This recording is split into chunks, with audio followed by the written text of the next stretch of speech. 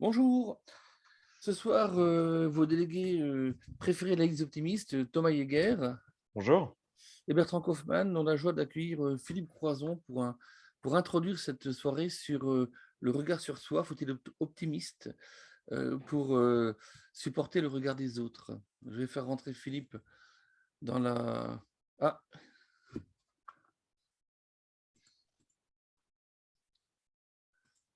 allô, allô.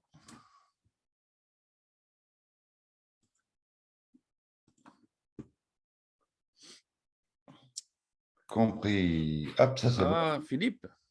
Eh, bonjour. Hey, salut, Bonjour comment tu Philippe. vas? Ça va bien, ça va bien. Écoute, un grand merci d'être là. Franchement, on avait envie que tu ouvres cette session virtuelle.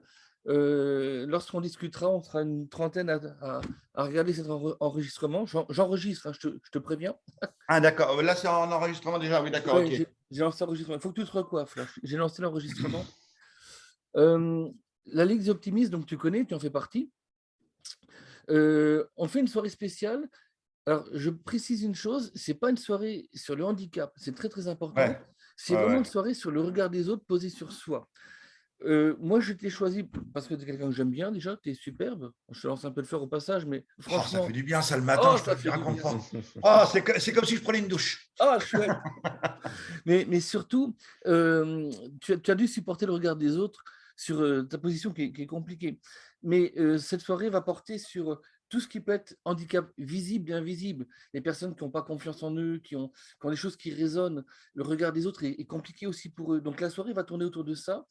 Et la grande question que j'ai envie de te poser, parce que je sais que tu es un super optimiste, c'est comment toi, tu as vécu le regard des autres lorsque tu as eu ton parcours.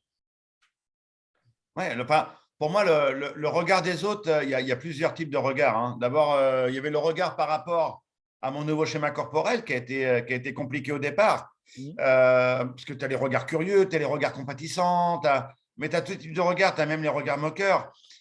Mais après, dans mon parcours de vie, j'ai appris que ça faisait partie de la vie. C'était normal. Que les gens, même moi le premier, si quelqu'un est différent, je vais le regarder. Mais de quelle façon?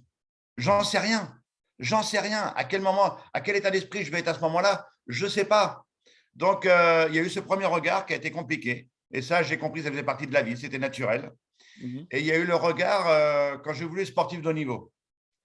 Et enfin, faut imaginer, quand je veux traverser la Manche à la nage, je suis gras comme un lardon. Je fais environ 20-25 kilos de plus qu'aujourd'hui. Je n'ai jamais fait de sport de ma vie. J'ai 40 ans. Mon cœur est bourré de graisse. Et je veux traverser la Manche à nage. Et là, il faut que j'arrive à convaincre des gens de m'entourer, de monter une équipe de winners pour m'emmener dans ce défi complètement dingue. Je dirais que 99% des gens disaient, mais Philippe, arrête de rêver, mon gars, c'est pas possible. Tu peux pas faire ça. Mais tu peux pas, mon gars, calme-toi. Tu vas droit dans le mur. Pourquoi tu veux te faire du mal? Je dirais qu'il y a ces gens-là, il y a ce regard-là, des gens qui veulent vous protéger parce qu'ils ont peur pour vous. Et après, vous avez le regard des gens qui vont essayer de vous dissuader parce qu'ils ont peur pour eux. Ils ont peur pour eux, ils ont peur que vous réussissiez. C'est pas normal qu'un mec qui n'a pas de bras et pas de jambes, qui est gras comme un lardon, veuille traverser la Manche à un nage. Mais non, non, non, mais attends, moi, mon parcours de vie, il est comme ça. Enfin, ce mec-là, il peut pas aller plus loin que ce que je suis déjà moi. Enfin, quel là qui va me donner ce mec-là? C'est pas possible. Tu vois, C'est un retour, là. En fait, ça fait résonner chez toi, chez la personne, comme quoi lui n'est pas capable, alors que toi, tu es capable. En fait, c'est ça. mais moi, ouais, moi, je le sens, je le sens au fond de moi. Moi, c'est peut-être pour ça que j'ai réussi à convaincre des gens. C'est parce qu'au fond de moi, j'étais persuadé que j'allais réussir cette aventure. J'étais persuadé. C'était mon rêve, c'était mon envie. Donc, et c'est peut-être pour ça que j'ai réussi à convaincre des gens à m'accompagner dans cette aventure complètement folle. Parce que, mais bon, c'est pareil, tu sais, sur 1000 personnes que je contacte, il y en a une qui va dire oui seulement. Mais à Mm. partir du moment qu'il y en a une qui dit oui, C'est gagné. l'aventure est lancée. C'est gagné. L'aventure est lancée. Je pense que c'est ça aussi, être optimiste. Et affronter le regard des gens qui vont vous dire non, c'est aussi une force. Il faut savoir l'accepter aussi. Mhm. Parce que si on n'est pas capable de l'accepter, ce non, si on tombe à chaque fois qu'il y a un non, on va avoir du mal à se relever parce que 999 non pour un oui, ça va être compliqué, hein, ça va être dur. Donc il faut y aller, quoi. Donc pour moi, le regard, il faut savoir en faire abstraction parce que sinon, il peut vous détruire très rapidement. Il m'a détruit pendant quelques années. Hein. Honnêtement, il m'a détruit pendant quelques années, le regard, parce que je me suis renfermé sur moi-même. Je l'ai dit très bien dans mes livres ou dans mes conférences. Pendant pratiquement une dizaine d'années, je me suis renfermé sur moi-même. C'est ce que j'explique dans mon livre Plus fort la vie. Je suis rentré dans ma phase gros con, dans ma phase où tout m'est dû. Mm. Donc voilà, et après, j'ai appris au fur et à mesure, quoi. Et là, Et oui, Thomas? ouais, Philippe, je voulais te poser la question, est-ce qu'il y a eu un point de bascule d'acceptation justement de le regard des autres? Est-ce Alors, qu'il y a un point de bascule ou c'était progressif? ça a été progressif. Alors, il y a plusieurs points de bascule dans ma vie, hein, bien sûr. Hein. À partir de l'accident, premier point de bascule, je décide de vivre parce que mon petit bébé est né 2 mois après l'accident en même temps que moi. Donc, quand je me réveille 2 mois après le coma, mon petit bébé arrive au monde. Donc, j'ai mes 2 garçons et là, je décide de vivre pour eux. Pardon. Désolé. Je décide de vivre pour eux et pour moi. Donc là, c'est le premier déclic. Et après, comme je le dis, le plus dur dans tout ce que j'ai vécu, ce n'est pas l'accident ou le centre de rééducation, mais c'est bel et bien le retour à la maison. Un peu comme tous ces gens qui ont vécu le coronavirus, hein, ces premiers confinements. Il y en a qui l'ont très mal vécu. Moi, je l'ai vécu, mon confinement, il a duré 7 ans. Je me suis confiné pendant 7 ans moi-même. Et au bout de 7 ans, mon épouse est partie. J'ai vécu pendant 3 ans tout seul avec mes 2 garçons et j'ai rencontré l'amour une nouvelle fois, Susanna, qui là m'a révélé, m'a réveillé en disant voilà, maintenant on va avancer ensemble et main dans le bras. Et voilà. Bon, l'optimiste aussi, j'aime bien rire un petit peu, dédramatiser et tout. Donc voilà, il y a plusieurs outils, mais le fait d'avoir réalisé mes objectifs m'ont vraiment révélé. Et comme j'aime souvent à le dire, j'aime ma vie d'aujourd'hui. J'aime ma vie d'aujourd'hui profondément parce qu'elle est riche, elle est chouette. Et surtout, j'aime ma vie parce que j'ai osé une chose incroyable, parce que ça, culturellement, dans notre société, c'est ancré au plus profond de nous, c'est demander un coup de main. Les gens, ils le vivent comme un moment de déshonneur.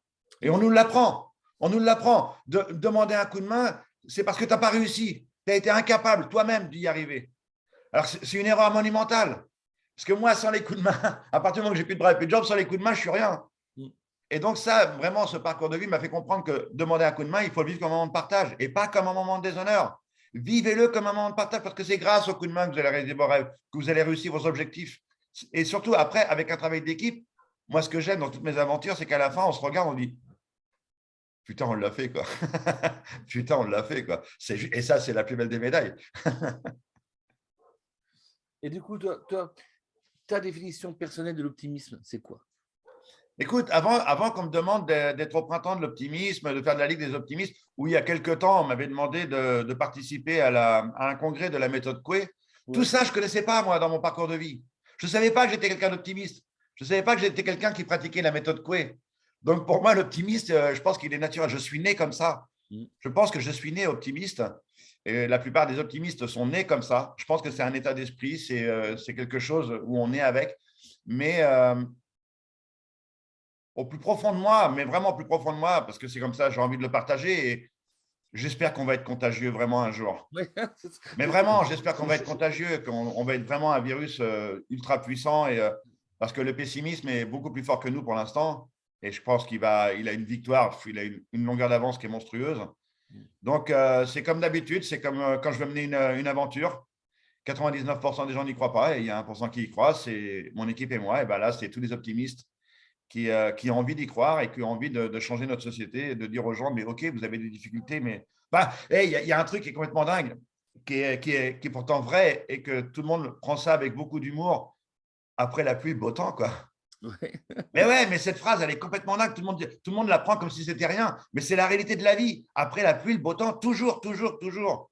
Tu sais, moi, dans ma vie, j'ai connu 2 fois l'échec, le renoncement et l'échec. C'est les 2 fois où j'ai voulu mettre fin à mes jours. J'ai eu le renoncement et dans la même journée, j'ai connu l'échec. Je n'ai pas réussi. Et depuis, je me suis dit plus jamais. Plus jamais j'ai envie de ressentir cette sensation terrible. Donc, j'avance. Super. C'est un beau témoignage. En tout cas, je te remercie beaucoup.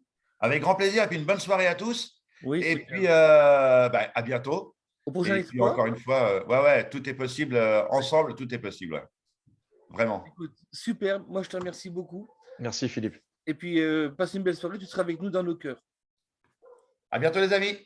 À bientôt. Ciao. Salut. Ciao, ciao. Ciao.